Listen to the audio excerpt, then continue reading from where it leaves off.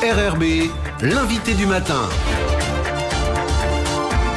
Bonjour Jean-François Baudin. Bonjour Nicolas. Et ce matin, vous recevez le général Christophe Marietti. Commandant de la gendarmerie en Nouvelle-Calédonie. Mon général, bonjour. Bonjour. Merci d'avoir accepté notre invitation ce matin. On va revenir avec vous dans un instant sur l'action de la gendarmerie pendant le confinement, parce qu'elle a été présente à bien des endroits. On va le voir avec vous.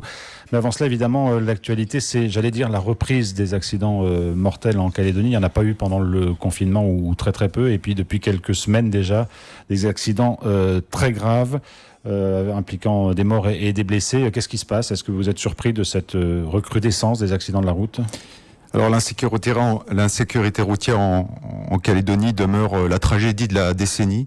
En 10 ans, plus de 500 morts, plus de 5000 blessés.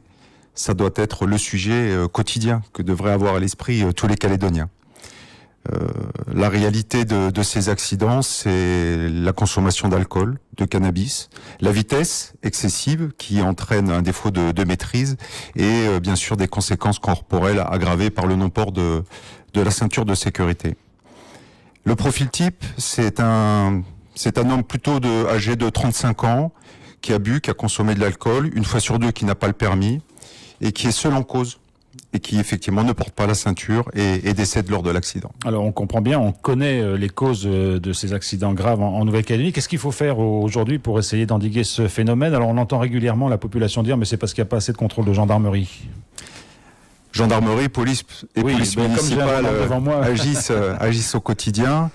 C'est un accroissement chaque année du nombre de verbalisations. Rien que pour la gendarmerie en 2019, c'est quand même 30 000 infractions relevées vis-à-vis des conducteurs. Donc vous rajoutez à cela le chiffre de la police et des polices municipales, on est presque à 60 000 infractions, c'est 200 infractions par jour qui sont relevées. Alors oui, on peut augmenter le nombre des contrôles, mais on ne sera jamais dans tous les virages du col de Nassira, ni dans certains endroits assez reculés. Donc il s'agit effectivement de mettre en œuvre des mesures. Quoi faire? Le gouvernement a commandé un rapport auprès d'un préfet honoraire qui s'appelle Monsieur Lopez et qui a rendu 30 préconisations. Elle commence à être mise en œuvre et elle mérite d'être poursuivie. Qu'est-ce qu'on va y retrouver? Des mesures de sensibilisation. 5 préconisations sur 30 portent sur la communication et des campagnes de sensibilisation. C'est un message que l'on doit porter au quotidien pour que chaque conducteur l'entende et le reçoive. Ce sont des mesures d'éducation dans les écoles et bien sûr le vice-rectorat comme les provinces et les communes nous accompagnent. Ce sont des mesures drastiques qui devront être prises sur la vitesse. Descendre cette limitation de vitesse à 90, c'est extrêmement dangereux de se croiser sur une route sans séparateur à 110 km/h. Ça ne laisse aucune chance en cas de percussion de deux véhicules. Et c'est bien sûr renforcer la chaîne et en la fiabilisant contrôle-sanction, avec la mise en place d'abord de radars automatiques, ce qui veut dire d'abord que toutes les plaques d'immatriculation sont conformes, c'est en cours. Ensuite, que chaque propriétaire de véhicule ait bien la carte grise à son nom, et ensuite c'est la mise en place de radars automatiques qui permettent la réalisation du PV immédiatement. Et c'est cette chaîne contrôle-sanction qui doit être fiabilisée. Donc communication, prévention, répression quand nécessaire. Hein. Exactement. Mais tout cela, vous l'avez dit, il faut faire passer des messages. Encore faut-il que ces messages soient entendus par les personnes. C'est-à-dire qu'il y a vraiment une responsabilité personnelle des conducteurs à tenir compte de tous ces messages. Parce que globalement, tout le monde est informé des risques de la route aujourd'hui. Tout à fait. J'ai encore en tête le témoignage d'un passager d'un accident mortel qui monte dans le véhicule alors qu'il sait que le conducteur a bu toute la journée, qu'il n'a pas le permis et qui ferme les yeux face au danger de la conduite du conducteur. Voilà. Donc on a quand même quelqu'un qui monte dans un véhicule et qui sait que c'est un tombeau roulant. Voilà. Alors venons-en, Général Marietti, à cette période qu'on a vécue de confinement. Quel a été le rôle de la gendarmerie pendant cette longue période quand même, puisqu'elle a duré environ un mois et elle s'est poursuivie de manière un peu différente ensuite? Est-ce que vous avez été sur le terrain, les gendarmes, pour aider d'abord au respect du confinement et pour mener d'autres actions? La gendarmerie est par nature et intrinsèquement un outil de gestion de crise. C'est bien pour ça que je dis souvent que nous sommes des militaires avec des pouvoirs de police, car nous sommes là lorsque effectivement les institutions situation se retrouvent en difficulté. C'est le cas typiquement d'une situation de crise comme le Covid-19, où il faut quand même des gens qui assurent la continuité du service public, continuent à contrôler sur le terrain. La gendarmerie, c'était 400 personnes sur le terrain au quotidien qui vérifiaient la bonne rédaction des attestations et le contrôle du confinement. Nous avons été présents aussi pour la garde du CISE.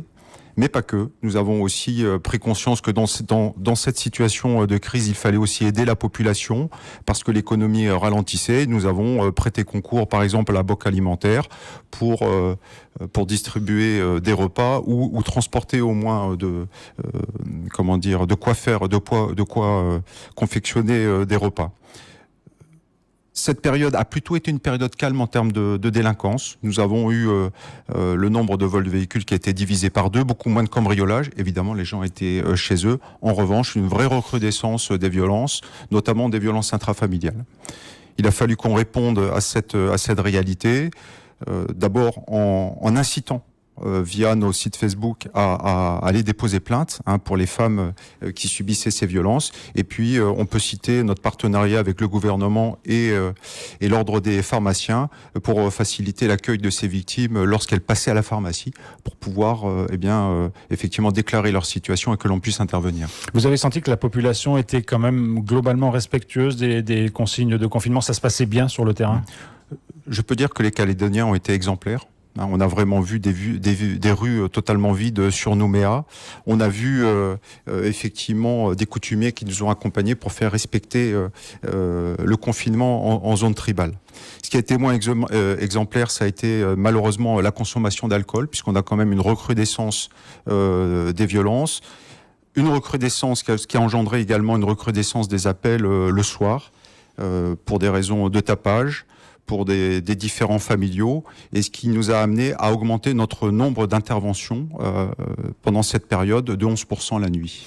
Alors, parmi les missions que vous avez menées, vous parliez d'un coup de main, entre guillemets, à la banque alimentaire ou pour porter des nourritures en tribu. Vous avez participé aussi, à votre façon, à la continuité pédagogique dans certains cas, Oui, donc, dans plusieurs endroits, malheureusement, les enfants ne recevaient pas leurs devoirs, donc on a profité de certaines patrouilles pour aller remettre les devoirs pour des écoles élémentaires. On a subi également un événement climatique. Ça nous a amené à apporter secours à la population, à aider à franchir certains gués, à amener là encore soit des devoirs ou à transporter des personnes. Général Marietti, la gendarmerie est dans son rôle à ce moment-là. Elle fait preuve de proximité avec les populations. C'est aussi ce qu'on attend d'elle? C'est ce qu'on attend de l'État. On attend de l'État qu'il soit là pour aider la population lorsqu'il y en a besoin, lorsque les rouages sont grippés. Alors la gendarmerie est aussi parfois critiquée, notamment Daniel Goa, qui dénonce assez régulièrement le fait que les gendarmes ne respecteraient pas les consignes sanitaires et notamment la quarantaine en arrivant sur le territoire. Qu'est-ce qu'il en est aujourd'hui? Qu'est-ce que vous pouvez nous dire sur ce sujet? On va dire tout simplement que nous avons travaillé en toute transparence avec le gouvernement et notamment le service de la DAS pour rédiger un arrêté qui est sorti le 5 mai, qui a été promulgué au journal officiel du gouvernement de Nouvelle-Calédonie, qui détaille toutes les mesures sanitaires qui sont prises pour l'arrivée des militaires et des gendarmes.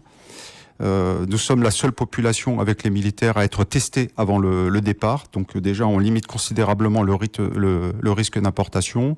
62 gendarmes sont arrivés dimanche dernier avec leur attestation. Ils ont été contrôlés médicalement par la DAS arrivés sur place. La douane était également présente et ils ont été escortés jusqu'à leur cantonnement de la Tontouta pour éviter d'être au contact de la population. On les a fait passer par le tarmac.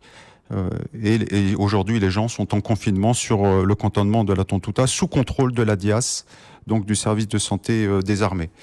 Ces démarches d'arrivée des militaires comme des gendarmes ne s'est pas faite en concurrence des Néo-Calédoniens, puisque des vols supplémentaires ont été affrétés et puisque le contrôle sanitaire ensuite est transféré à la DIAS pour laisser la DAS se concentrer sur les Néo-Calédoniens qui voudraient rentrer. Donc ce que vous nous dites ce matin, c'est que évidemment les gendarmes comme les autres sont soumis à un contrôle strict et à un respect de la quarantaine, enfin de la quatorzaine, comme il est en vigueur pour l'ensemble de la population. On peut même dire un respect de la quarantaine de 3 semaines, puisqu'ils vont rester sur le cantonnement pendant 3 semaines sans sortir. Général Marietti, merci beaucoup d'avoir été avec nous ce matin.